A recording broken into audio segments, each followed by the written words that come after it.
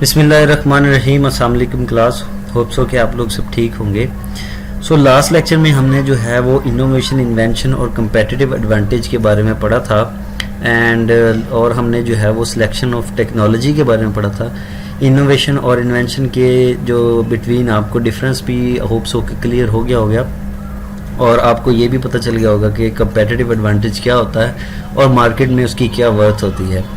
और जो है वो सिलेक्शन करने से पहले टेक्नोलॉजी की what we have to do and what we have to take some steps, और वो 5 स्टेप्स थे जो मैंने आपको एक्सप्लेन किए थे। होप सो कि आप लोगों को जो है वो अंडरस्टैंडिंग होगी। सो आज का जो हमारा टॉपिक है managing information security and privacy. As you can see the name of the topic, today's topic, आप अंडरस्टैंड कर लेंगे कि किसके बारे में बात हो रही है, कि इंफॉर्मेशन की सिक्योरिटी और प्राइवेसी को मैनेज किस तरह किया जाए और ये होती क्या है managing information security and privacy. और इंफॉर्मेशन के बारे में हमें बताना चाह रहा है कि किस तरह जो आप अपनी इंफॉर्मेशन को या उसकी सिक्योरिटी और प्राइवेसी को मैनेज कर सकते हैं। ठीक है, so let's begin our today's topic. First of all तो आपको पता होना चाहिए कि इंफॉर्मेशन सिक्योरिटी क्या है। अभी ये तो बहुत ही कॉमन सी जो है वो कीवर्ड है और कॉमन सी बात है, आप लोग इसके बारे में खुद भी लिख सकते हैं। सो फिर भी आई विल एक्सप्लेन कि इंफॉर्मेशन सिक्योरिटी क्या है। कि इंफॉर्मेशन सिक्योरिटी ऐसे प्रोसेस को या ऐसी मेथडोलॉजी को रेफर करता है जिसमें आप जो अपने डाटा को, आइदर वो इलेक्ट्रॉनिक हो या आइदर वो कॉन्फिडेंशियल हो, प्राइवेट हो, उसको आप क्या कर सके, सिक्योर कर सके। कोई बंदा उसको मिसयूज ना कर सके, उसको डिस्ट्रॉय ना कर सके, उसकी मॉडिफिकेशन ना कर सके, कोई उसकी अनऑथराइज क्या हो, एक्सेस ना हो सके। सो अपने डाटा की या अपने इंफॉर्मेशन को आपने सिक्योर करना, उसको सिक्योरिटी प्रोवाइड करना कि उसका कोई मिसयूज ना हो सके, उसकी मॉडिफिकेशन ना हो सके, उसको कहते हैं information security. And as you know about the information privacy, जैसे ही आपका मोबाइल है, आपकी उसमें पिक्स हैं, वो आपकी प्राइवेसी है। आपके कांटेक्ट हैं, आपके जो हैं फैमिली की कुछ पिक्स हैं, फैमिली की डाटा है, तो वो आपकी सारी की आपकी हेल्थ की इंफॉर्मेशन, आपके क्रेडिट कार्ड की इंफॉर्मेशन है, तो वो मोबाइल लैपटॉप आपकी क्या है, उसमें आपकी प्राइवेसी है। ठीक है, सो जो प्राइवेसी और सिक्योरिटी में अगर आप डिफरेंस देखें तो इसमें यही है कि प्राइवेसी में आप की विदाउट परमिशन आपकी कोई एक्सेस नहीं कर सकता। ठीक है, और प्राइवेसी प्रोवाइड करने के लिए जो है वो लोगों की एक्सपेक्टेशन पे पूरा उतरना पड़ता है। उसको मतलब एक बंदा चाह रहा है कि मेरी जो है वो पिक्स या मेरा डाटा जो है वो सिक्योर रहे, और उस डाटा को एक्सेस करने से पहले जब मैं भी उसको एक्सेस करूं तो मुझे 2-3 स्टेप से गुजरना पड़े, तो दैट्स कॉल्ड प्राइवेसी। ठीक है, जिस तरह आप अगर गूगल जो है वो जीमेल की बात करें या जीमेल ड्राइव की बात करें तो आप उस पर 2 स्टेप वेरिफिकेशन लगा सकते हैं। इस तरह iCloud की प्राइवेसी की बात करें तो वो क्या होता है कि एक आपको प्राइवेसी मैकेनिज्म प्रोवाइड करती है। That's why the people believe on that organisations. ठीक है, तो जो आपकी प्राइवेसी है वो यही ये कहना चाह रहा है कि जो पीपल्स की एक्सपेक्टेशन हो उन पे पूरा उतरने वाली बात है कि जो उनकी जो है प्राइवेट डाटा, उसकी उनकी कॉन्टैक्ट की इंफॉर्मेशन, उनकी हेल्थ, फाइनेंशियल, उनकी जो है वो फैमिली इंफॉर्मेशन, चाहे जैसा भी, अगर कोई ऑर्गेनाइजेशन है उनकी एम्प्लॉयज़ की इंफॉर्मेशन, उनकी जो है वो फाइनेंशियल इंफॉर्मेशन, HRM की सारी इंफॉर्मेशन, तो वो सारी क्या होने चाहिए, उसको प्राइवेसी प्रोवाइड की जाए। तो ऐसा मैकेनिज्म जो होता है वो क्या कहलाता है, इंफॉर्मेशन सिक्योरिटी एंड प्राइवेसी। ठीक है, कि इंफॉर्मेशन को सिक्योरिटी और प्राइवेसी जो है वो प्रोवाइड की करना। सो नेक्स्ट वन इज कि ऐसे कौन से थ्रेट्स हैं जो ऑर्गेनाइजेशन को जो है वो फेस करने पड़ते हैं। जाहिर बात है इंफॉर्मेशन सिक्योरिटी और प्राइवेसी तभी प्रोवाइड की जाएगी तब जब हमें थ्रेट्स के बारे में पता होगा कि ये थ्रेट्स हो सकते हैं जिसकी वजह से जो है वो हमने क्या करनी है, अपनी इंफॉर्मेशन को सिक्योर करना है। फर्स्ट ऑफ ऑल तो ह्यूमन एरर एंड मिस्टेक।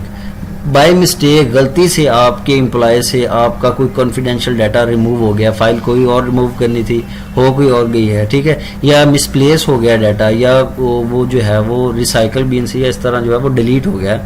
सो ये भी एक जो है वो ऐसी थ्रेट है जो कि ऑर्गेनाइजेशन को फेस करना पड़ सकता है। सो इससे भी क्या हो सकती है, आपकी इन्फॉर्मेशन को सिक्योरिटी और प्राइवेसी को थ्रेट है, आपकी इन्फॉर्मेशन जो है वो डिलीट हो सकती है, आपकी इन्फॉर्मेशन डिस्ट्रॉय हो सकती है, या वो गलत आपने मिसप्लेस कर दिया तो वो गलत बंदे के हाथ लग गई तो वो उसका मिसयूज़ कर सकता है। ठीक है, मलिशियस ह्यूमन एक्टिविटी के कई दफ़ा आपके जो है ऑर्गेनाइजेशन के अंदर जो है वो ऐसे लोग होते हैं जो आपकी जो है वो ऑर्गेनाइजेशन का डाटा लीक करते हैं। ठीक है, कॉन्फिडेंशियल डाटा दूसरी ऑर्गेनाइजेशन को प्रोवाइड करते हैं, फार्मूलाज उनकी जो है वो स्ट्रेटजीज चोरी करके दूसरी ऑर्गेनाइजेशन को प्रोवाइड करते हैं, जिससे आपकी ऑर्गेनाइजेशन को लॉस होता है। या कोई एक्सटर्नल जो हैकर्स वगैरह होते हैं, एक्सटर्नल जो मलिशियस अटैक है ह्यूमन की बिहाफ पे, वो भी क्या होता है, आपकी ऑर्गेनाइजेशन की इंफॉर्मेशन और सिक्योरिटी को थ्रेट प्रोवाइड करता है, वो भी आपके ऑर्गेनाइजेशन को फेस करना पड़ता है, ये भी एक threat. So next one is natural event and disaster. कोई आंधी आ गई, तूफान आ गया, या कोई फायर जो शॉर्ट सर्किट की वजह से जो है आग लग गई है, या इस तरह का कुछ नेचुरल डिजास्टर हो गया, जंजला आ गया जिसकी वजह से आपकी बिल्डिंग गिर गई है, so it was a loss for your organisation.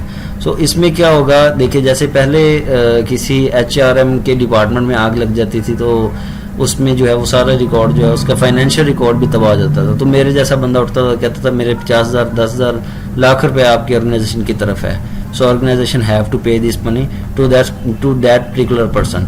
तो उसमें ऑर्गेनाइजेशन को लॉस होता था। लेकिन अब क्या है, चूंकि टेक्नोलॉजी तरक्की कर गई है तो वो क्या करते हैं, अपना डाटा क्लाउड पर जो है वो शिफ्ट कर देते हैं, जिसकी वजह से जो है आग लग भी जाए तो उनके पास जो बैकअप होता है। सो इस तरह के नेचुरल डिजास्टर क्या करते हैं, आपकी इंफॉर्मेशन की सिक्योरिटी और प्राइवेसी को लॉस देते हैं।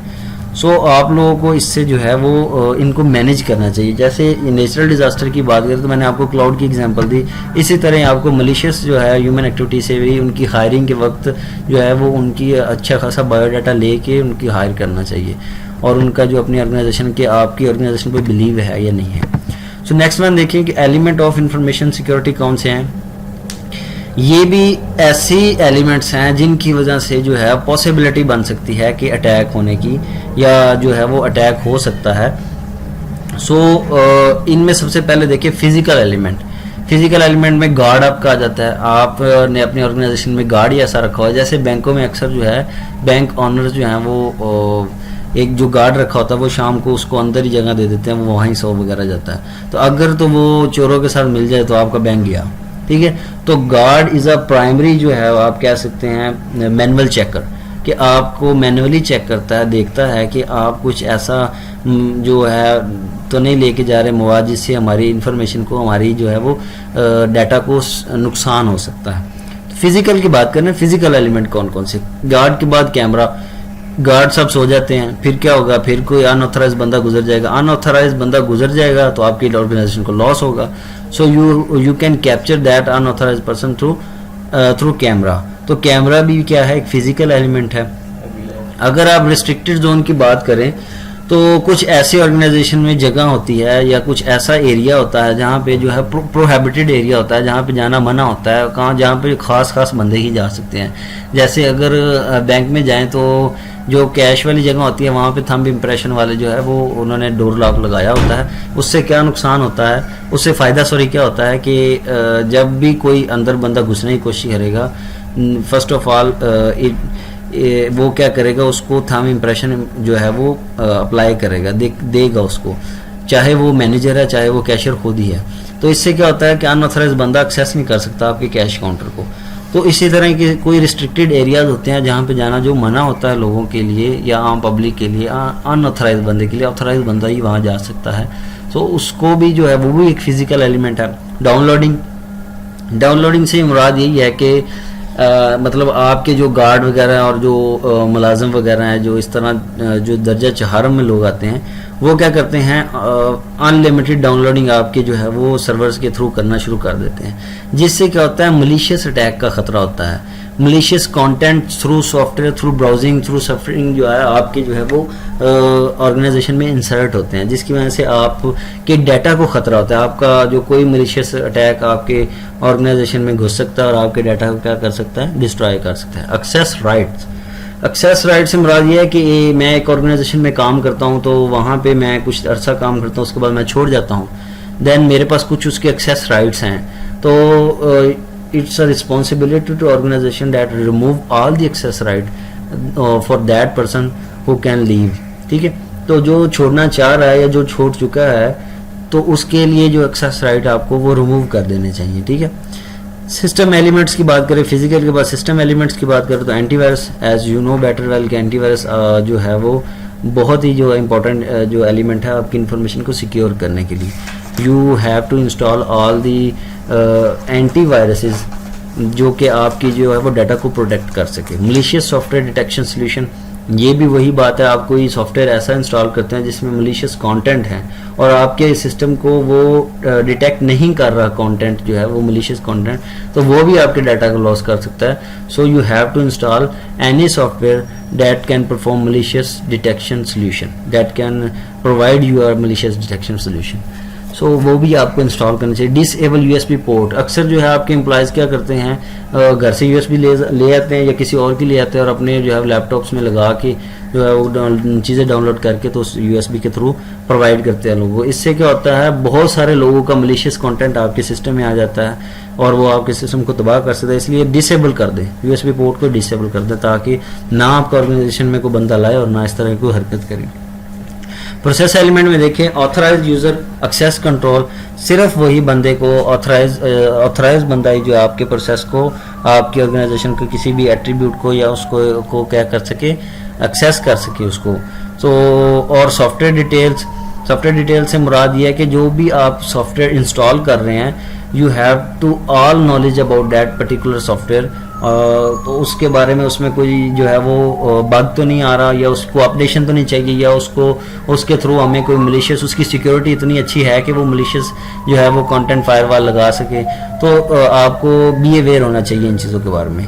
लॉग एंट्री के बारे में बात करें तो यही वही बात है कि लॉगिन जो होता है यूजर्स का, जब भी कोई बंदा जो है कोई सॉफ्टवेयर को एक्सेस करता है या किसी वेबसाइट को एक्सेस करने की कोशिश करता है तो उसका एक लॉग जो है वो क्रिएट हो जाता है, जैसे जिसे आप कैशे के तौर पर भी कह सकते हैं। तो वो उसको भी जो है वो आप लोगों को जो है वो बी अवेयर होना चाहिए, आप उस पर जो है वो चेक एंड बैलेंस की जो है वो प्रॉपर्टी जो इंस्टॉल करें। So these elements for information security. Next one is difference between risk and threat, very very important concept for you. तो आज ये भी आप लोगों को बता दें कि थ्रेट और जो है वो रिस्क में क्या जो डिफरेंस है। सबसे पहले बात करते हैं थ्रेट की। थ्रेट कोई भी ऐसी आफत या कोई ऐसा इंसिडेंट जो कि इंटेंशनली या अनइंटेंशनली जो है वो आपके सिस्टम को नुकसान पहुंचाए, ठीक है, या नुकसान पहुंचा सकता है, उसको क्या कहते हैं, थ्रेट। तो ये अनइंटेंशनली भी हो सकता है, ये इंटेंशनली भी हो सकता है, ये नेचुरल भी हो सकता है। ये तीनों इसकी क्या है, टाइप्स भी हैं, ठीक है।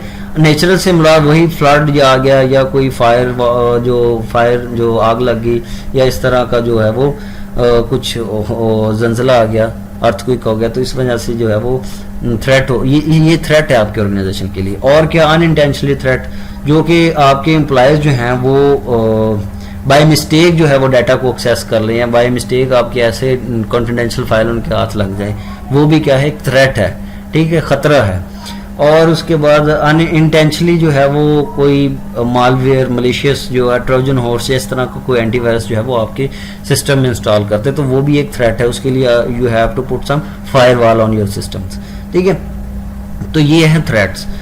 आगे अगर हम बात करें वर्नेबिलिटीज की, वर्नेबिलिटीज क्या होता है कि आपकी ऑर्गेनाइजेशन को, वर्नेबिलिटीज का मतलब होता है खतरे की बात होती है, जैसे इसका लफ्जी मतलब भी यही है, मतलब आपके जो एसेट्स की या आपके डाटा की कोई वीकनेस, कोई वीक पॉइंट जिससे उससे क्या हो, नुकसान हो सकता हो, खतरा हो। मतलब आप ये भी कह सकते हैं कि issue that allow an attacker to succeed, ऐसा कोई इशू जिससे कोई अटैकर सक्सेसफुल हो सके और वो जो उसके लिए खतरे का बायस बनता हो, उसको वर्नेबिलिटीज कहते हैं। Now come to the risk. Risk क्या है, थ्रेट मल्टीप्लाई बाय वर्नेबिलिटीज, दोनों का मिक्सचर, दोनों की प्रॉपर्टीज उसमें काउंट होती हैं। So risk is defined as a potential for loss when a threat exploits and vulnerabilities, ठीक है। तो जब भी दोनों की प्रॉपर्टीज, मतलब इस तरह का काम जो कि आपके लिए जो लॉस का बाइस बने, जिसमें जैसे आप फॉर एग्जांपल कह लें फाइनेंशियल लॉस, ये रिस्क है आपका, और जो है इसमें आप जिंदगी अगर आप लाए ना लाइफ का भी रिस्क, तो वो भी आप काउंट कर सकते हैं। ठीक है, तो ये आपकी जो है वो 3 इसमें डिफरेंसेस हैं।